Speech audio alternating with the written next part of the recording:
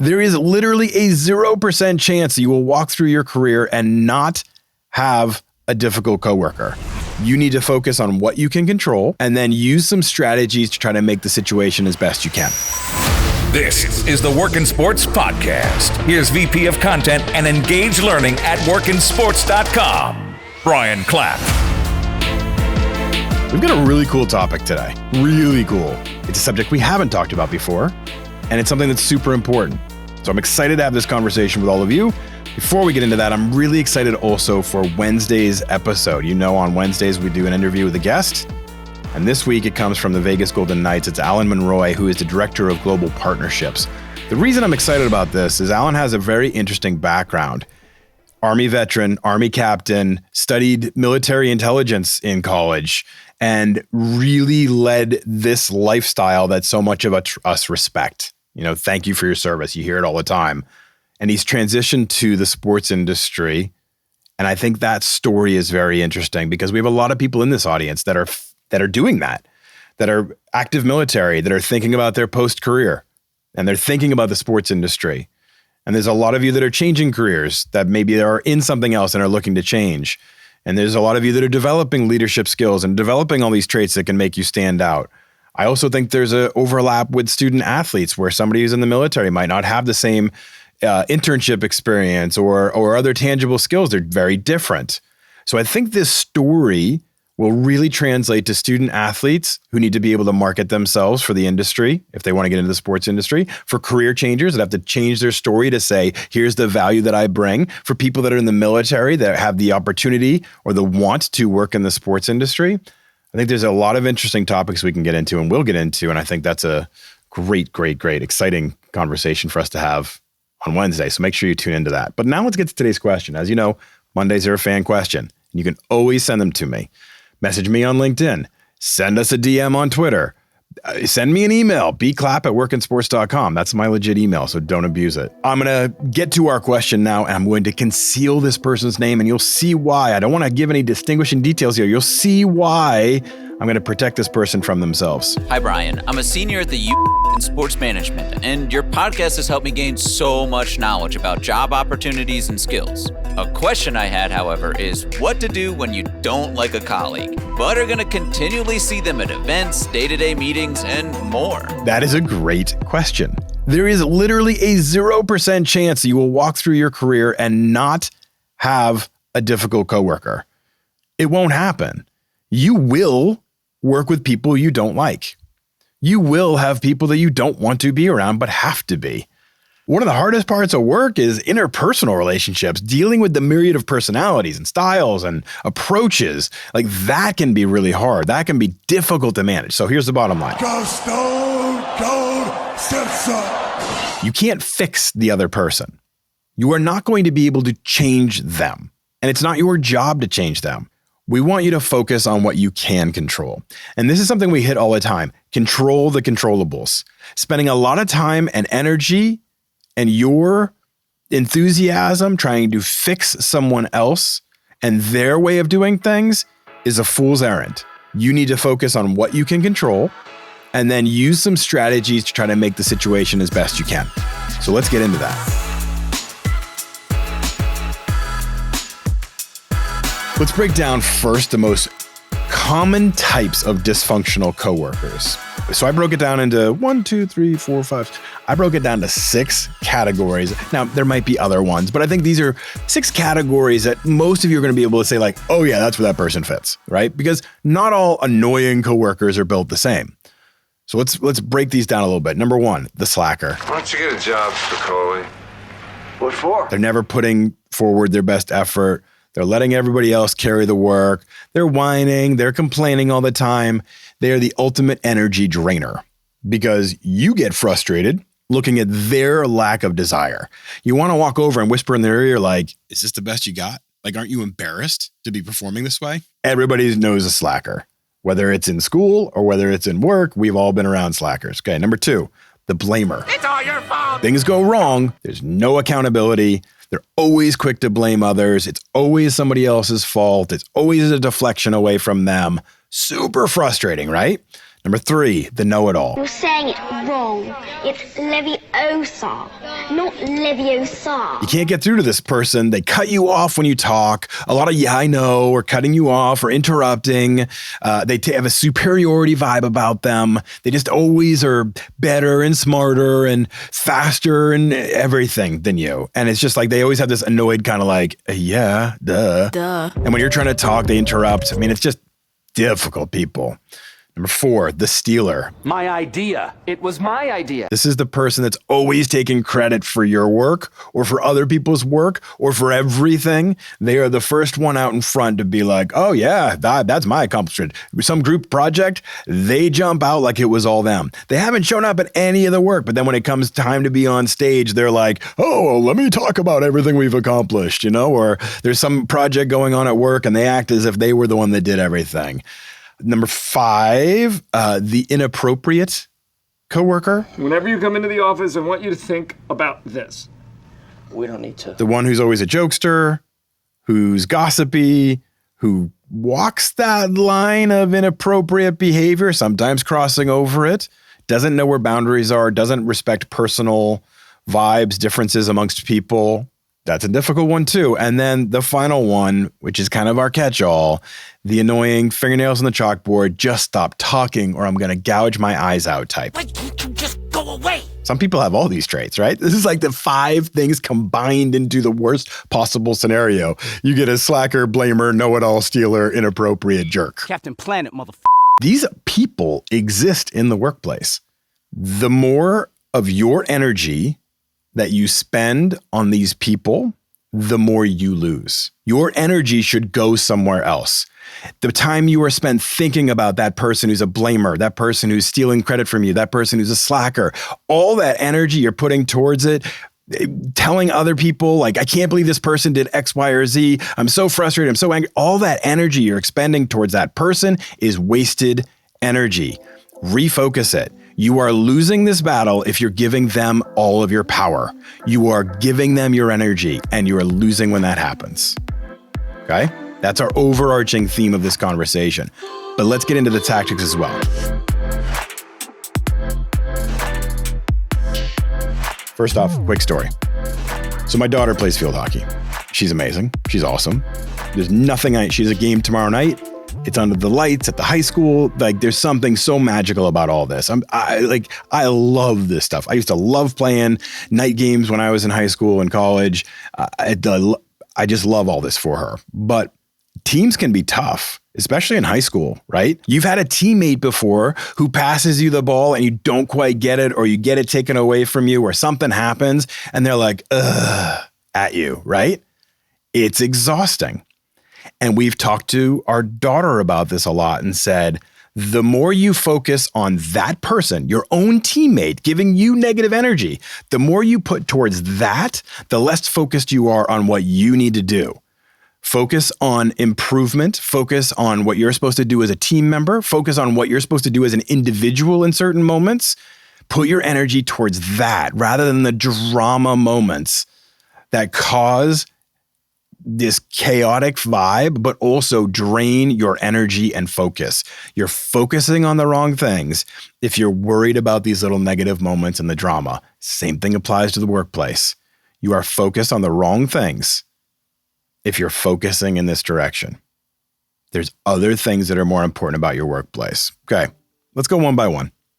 Specifics. How are we going to deal with this? The slacker. The slacker is so annoying. Early in my career, I would avoid difficult conversations because I didn't really know how to handle them. I was way too aggressive, and I would say exactly what I was feeling in an emotional state, which isn't always the best thing, right? Now I've kind of figured out how to communicate in a more professional manner, and now I can take these on in full steam. I say this for the slacker because they need to be confronted a little bit, right? Here's the major shift that I had in handling different conversations, difficult conversations: context and perspective.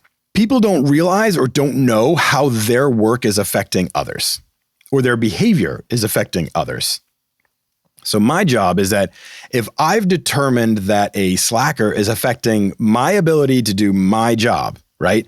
You need to be able to have a conversation with this person and say clearly with context and perspective, when you don't do X, here's how that affects my ability to do my job. It's not emotional. You're not over the top. It's got to be transactional and straightforward. That shows maturity to be able to go handle something like this. And it lets them know where you stand, and they could open up a conversation. There might be reasons. Maybe you find out they don't like the workflow, or they need more training because they don't really understand how to do their job, or they're just a slacker and they'll never change. Either way, starting with a mature conversation is the way to go. Now, if you do that and it doesn't have a positive effect and it doesn't take anything, you can talk to your manager and say professionally, I've attempted to deal with these circumstances. Here's what I did. I could use some of your help. Again, coming to it professionally and having that conversation with your manager, not to say like, Bobby didn't do his work and then that made me not do my work. You're coming to it and saying, hey, we have a problem with our workflow. I'm dependent on other people. In this instance, Bobby is not doing this work that I need. Dang it, Bobby. I tried to address it with him and let him know that when he doesn't do his part, it affects me downstream. And he did not seem like he was willing to take on this challenge. Could you help me? That is a much more professional way to have this conversation. If you've gone through a logical pathway, you tried to handle it, and then you went for advice from your manager. Managers respect that. They love that stuff. Okay, let's move on to the blamer. How are you going to handle that one? How are you going to handle that person that's a blamer? This requires a bit of a deft touch, if you ask me. When things go wrong at work, there are really two choices. You take the red pill. Take accountability and say, hey, this is my bad. I messed this up. Or you take the blue pill. Blame somebody else, right? Pretty simple. Two choices. Blamers share a common characteristic. They find it easier to attack a person or situation than to tackle a problem. Use that to your advantage. This is where you need to shift the conversation. Flip it back on them. They want to blame the situation. They want to point it somewhere else. Let's point it back at them and ask for a solution. What would you have done differently? Not in an accusational tone, just to say, hey, this didn't go well. We collectively, something went wrong. There was a mistake that happened. Let's fix that problem so we can move forward together as a team. What do you suggest we do differently? That is a mature conversation to have. Flip it back on that other person and let them know that they will be heard if they have a solution. And if they don't, you've kind of set out the flag saying, don't just start blaming everybody then, because you're not part of the solution. You're just complaining. Move on to the know-it-all. This is the most challenging in my point of view. I find this person extremely difficult to deal with. And honestly, over my career, I've avoided a lot of the times at all costs because they are draining. They interrupt a lot. They just are so much better and smarter, and they throw attitude and they're judgy, and it's ugh. But look, you can't just avoid. It's not a solution. Most know-it-alls suffer from extreme self-confidence issues. So they're putting out strength to cover their doubt. Think about that for a second. Most know-it-alls are not actually confident. They are self-conscious. They are worried they're not very good. They're trying to display strength because they don't actually have it. Usually it's like this reverse psychology kind of thing where they're trying to come off more confident than they are. Their only way that they know to cover up for their own failures or their own doubts, their own perceived shortcomings is to be extremely aggressive back at somebody. So my best case scenario, kill them with kindness. I know that can be difficult, but listen, know-it-alls want to be acknowledged. They are throwing out how smart they are because they want people to think that they are smart. So they want to be acknowledged. I acknowledge them. I listen. I make eye contact. I say thank you a lot. Oh, wow. Thank you. Great idea. Good point. Well done. Thank you. It can be difficult. You got to swallow a little bit. You got to swallow some pride, but we're trying to deal with people. Don't compete. Collaborate. Give them ownership of certain tasks. Give them something they can take. Oh, wow. Great point. Thank you. Can you own that? Can you make sure that happens correctly in this case? Hey, Johnny, why don't you take care of that issue because you seem to know it so well. Give them tasks. Don't let them freelance and just do whatever they want and be a know-it-all everywhere. Give them a task, give them focus, give them purpose, and that will help to align you moving forward. But you have to just bite the bullet a little bit with a know-it-all and Acknowledge them, listen to them, really make eye contact. And you'll start to see that tone down because they think that they are coming off as smart and valued. They're searching for value. Okay, we're moving on to the stealer. This gets down to preventative actions versus a fix. So here's my solution. If you have somebody who is often going and taking credit for things a lot, I say go preventative more than take this person on. If you go to them and you're like, hey, why did you take credit for that? It just elevates the angst in the room and the chaos. The better course of action is to have a really good relationship with your manager. Schedule one-on-one meetings, half an hour a week. Say, hey, I'd just like to get some time on your calendar where we can discuss all the issues going on and I can tap into your knowledge and advice to keep us moving forward. Schedule one-on-one meetings, and in those meetings, be very particular about things you're working on, things you've accomplished, questions you have, things you want to improve on, goals, all of those kind of things that are big picture, because now you're in a dialogue with your manager and you're letting it be known those things you're doing and working on and problems you've faced and challenges and decisions you've made. And then without saying, hey, I did this, not Johnny. If you have a continual conversation with your manager and you're getting to talk about these things, his or her power gets reduced because the effectiveness of them trying to steal your credit just isn't there anymore. So just take away their power. Have a good relationship with your manager. It's good for business anyway. It's good for your relationships. It's good for your growth of the company. So focus on what you can do, which is in this case, having a good relationship with your manager and discussing all of your successes. That makes it a lot easier. Moving on to the inappropriate person. There are a lot of jokesters and gossipers in the workplace. This is very common. There's always a big personality who wants the stage, likes the lights on them, the attention, right? Says the guy with the extremely large microphone and fancy camera. Yeah, I like a little bit of attention, but seriously, the jokesters, the gossipers, all those kind of things, sometimes they're harmless, sometimes they're not. And you have to know the difference. If it's harmless, I still suggest you walk away and you start to build this pattern of, I'm not going to give you an audience for these moments. The more you give oxygen to these conversations by your presence, the more likely they can get into inappropriate. There's a progression that can kind of happen. Sometimes just starting to walk away from it can start to let them know and send the signal like, I'm not interested in this stuff. I don't want to get into the gossipy and your jokes are borderline. If it starts to get actually inappropriate, go to HR. Go to HR. I'm going to be super straight here. Don't try to fix that problem. Don't try to tell them how you feel. Go to HR and be extremely exact. The more you can go to HR with an extremely clear picture of what's happening and any other past examples of this, showing a history, showing a pattern, that is when you're going to have the most powerful impact with HR and you're going to set them up for successful decision making. If they're just looking at it and saying, well, is this a one-time thing? Do we want to overreact? Is this he said, she said? Is this something that is really clear that we can take as actionable? The more information you have of the entire picture, the more likely HR can act on it. So go in with that knowledge, okay? That's how you deal with the inappropriate person. Last one, the annoying fingernails on the chalkboard, just stop talking or I may gouge my eyes out type. To advance in your career, the overarching theme here is that you have to be able to deal with difficult people because you will. And you'll have to be able to deal with difficult conversations because you will. Those are going to happen.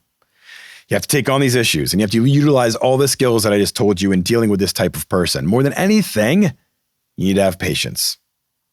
You need to be able to calm it down, take the emotion out of it, think of it in a big picture sense, and what should be your seasoned approach to this. Is it walking away? Is it having a mature conversation? Does it need to be elevated to HR or to a manager? Can I handle this myself or can I not handle this myself? Those are all things that you need to consider with somebody who's combining a lot of these characteristics, but you can't just ignore it. Don't take this personally. It's usually not about you per se. It's about their personality, their approach, the way they've been brought up, maybe the way their parents acted, and they are embodying that. It's not about you. Take the personal stuff out of it, okay? Smile, put your energy elsewhere, and deflect this negative energy off.